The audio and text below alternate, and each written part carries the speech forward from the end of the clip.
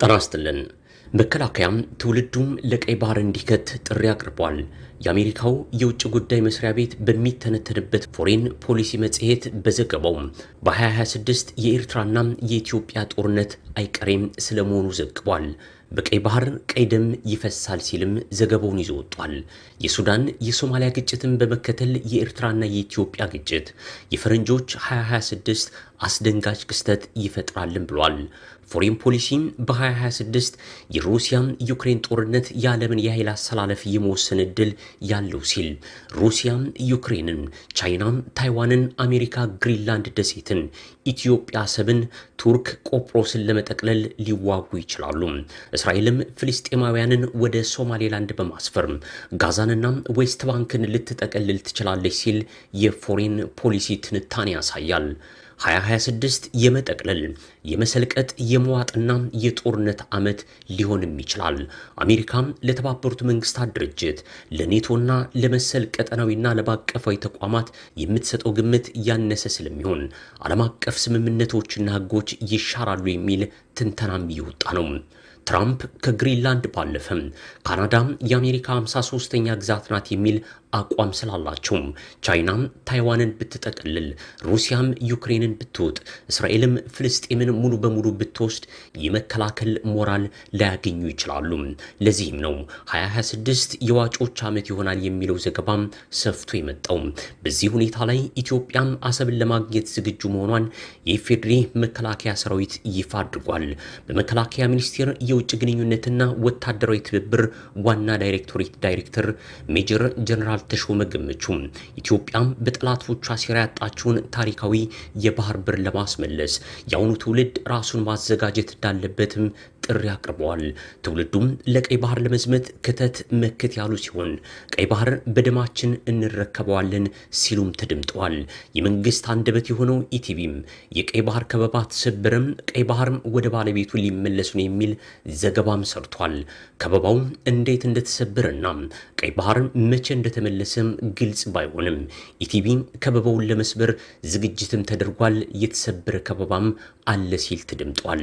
ኢትዮጵያም ስትፈጠር ጀምሮ ከባህር በር ጋር የተፈጠረች መሆኗ ፀሐይ የሞቀው እውነት ነው። ሁሉም ዜጋ ይህንን እውነት ተረድቶ በዓለም መድረክ ሊሞግትበት ይገባል ያለው መከላከያ ሚኒስቴር ለቀይ ባህር ወታደራዊ ግዳጅ ዝግጁ እንዲሆንም ጥሪ ሲያቀርብም ተደምጧል።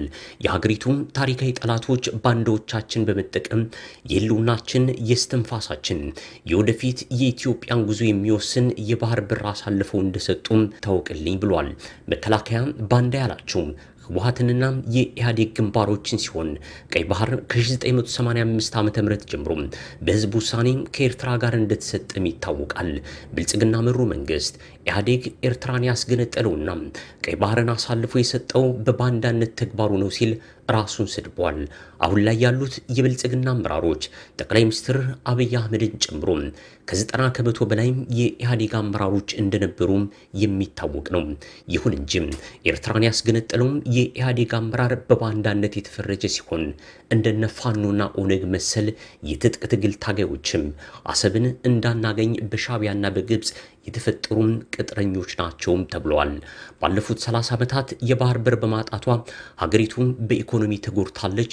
የሰላምና ጸጥታም ተጋላጭነቷም ጨምሯል ያለው የመከላከያ ሰራዊቱ አሰብን ለመጨበጥ ከሳምንት ያልበለጠ ጊዜም በቂ ነው ሲል ተደምጧል።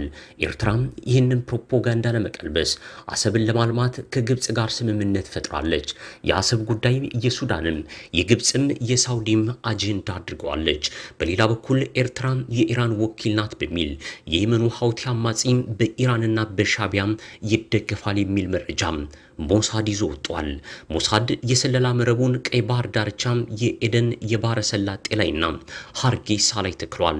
ሞሳድ ሶማሌላንድ ላይ መቀመጫውን አድርጎ ሀውቲንና የሀውቲን ደጋፊ አልሸባብንና የአልሸባብን ደጋፊ የኢራን መስፋፋትን ለመቀልበስ ውጊያም ሊከፍት እንደሚችል በስፋት እየተዘገበ ነው።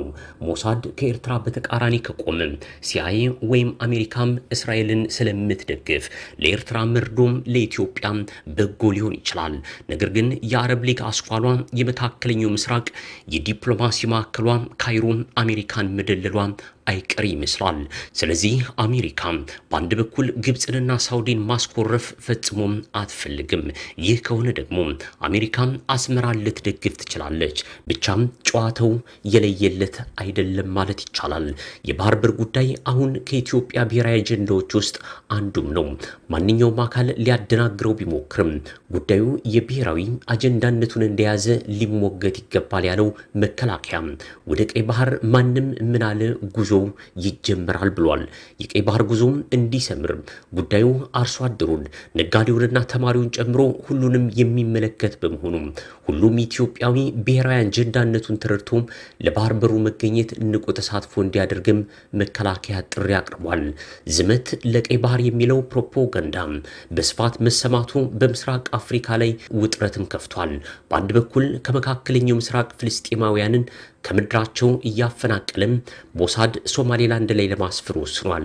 ይህም ሶማሌላንድ ላይ ሞሳድ እንዲፈነጭ መሆኑ ለምስራቅ አፍሪካ ሌላም ትኩሳት ይዞም ይመጣል። ለእስራኤል እውቅና ያልሰጡ ሀገራት እነ ሶማሊያ፣ ጅቡቲ፣ ሱዳን በሞሳድ ሊደበደቡም ይችላሉ።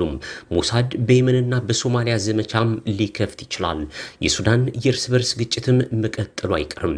በዚህ ላይ የአስመራና የአዲስ አበባ ግጭት መጀመሩ ቅርብም ይመስላል። ስለዚህ ምስራቅ አፍሪካ ሀያላኑ እጃቸውን አስገብተው የሚሞቁት እሳት መቀጣጠሉ የማይቀርም ይመስላል። በ2026 ቻይና ታይዋንን ለመጠቅለል የአየርና የምድር ዝግጅት ማድረጓ ለዚህም ሩሲያ እንደምትረዳት ይፋ ሆኗል። ሩሲያም ዩክሬንን በኃይል እውጣለሁ በሚል ወታደራዊ ዘመቻዋን አጠናክራ ቀጥላለች። አሜሪካም ከኖርዌይና ከስዊድን በመንጠቅ ግሪንላንድ ደሴትን ለመቆጣጠር ወታደር አሰማርታለች። ከግሪንላንድ ባለፈም ትራምፕ ካናዳ 53ኛ ግዛታችን ነው ብለዋል። በነገራችን ላይ ካናዳ ከኢትዮጵያ በ9 እጥፍ የሚበልጥ የቆዳ ስፋት ያለው ሲሆን ከሩሲያ በመቀጠል ሁለተኛው የዓለማችን ሰፊ ሀገር ሲሆን አጠቃላይ ከመሬት 8% የካናዳ ግዛት ነው። ይህን ግዛት ነው እንደዋዛ ትራምፕ እጠቀልላለሁ ያሉት። በእርግጥ ካናዳ በወታደራዊ ቴክኖሎጂ በኢኮኖሚ እየገነነችም ሀገር ናት። የሚታይ እንጂ ለአሜሪካ የማይበላ ፍሬ ነው የሚሉትም ለዚህ ይመስላል።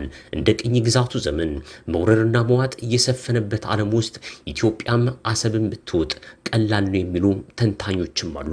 ነገር ግን ኢትዮጵያም ከራሷ ጋር እየተዋጋች የመከላከል አቅሟ እየደከመም ኢኮኖሚዋ እየወደመም ያለች ሀገር ናት። ከፋኖ ጋር ውጊያው ቀጥሏል። ኦነግና ህወሓትም ለፌዴራል መንግስቱም የእግር እሳት ሆኗል። ስለዚህ ውስጣዊ ሁኔታዋን ያልጨረሰችው ኢትዮጵያ አሰብን በኃይል ለመመለስ የሚሆን የተደራጀና የተናበበ ዲፕሎማሲና ወታደራዊ አቅም አይኖራትም። ይልቁንም ቀይ ባህር እነፋኖን ኦነግን ህወሓትን ለማስጠላትና የህዝብን ትኩረት ለመሳብ መጪውን ምርጫ ባለዓላማውን ብልጽግናን ምረጡ የሚል ፕሮፓጋንዳ ለማዘጋጀት ካልሆነም ወደ ተግባር አይሄድም የሚሉት በርካቶች ናቸው። ጤና ይስጥልን።